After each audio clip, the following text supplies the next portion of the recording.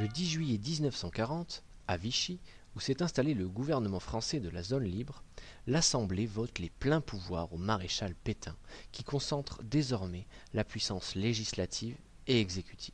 La Troisième République est alors abolie et l'État français est instauré. La France bascule progressivement dans la dictature et ce que l'on nomme désormais le régime de Vichy rejette la démocratie, proclamant la Révolution nationale, un programme politique autoritaire, réactionnaire et antisémite résumé par les valeurs du nouveau régime: travail, famille, patrie. Les anciennes valeurs de la France sont mortes, les libertés sont bafouées et l'égalité en droit de tous les citoyens n'existe plus.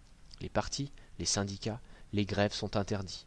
Les médias sont censurés, le contrôle policier renforcé et la personne de Pétain est exaltée par la propagande.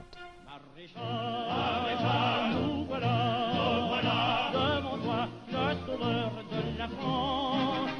Nous jurons, nous t'égard, de servir et de suivre tes pas. Maréchal, nous voilà, tu nous as redonné l'espérance, la patrie. Alors que la République est détruite par la politique menée par Pétain et le régime de Vichy, une collaboration d'État avec les nazis est mise en place.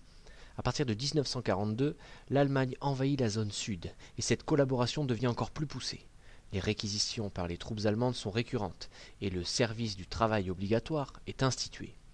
Les Juifs, quant à eux, sont exclus de nombreuses professions par l'instauration du statut des Juifs dès octobre 1940, et leur exclusion aboutit progressivement à des rafles, comme celle du Veldiv à Paris en juillet 1942.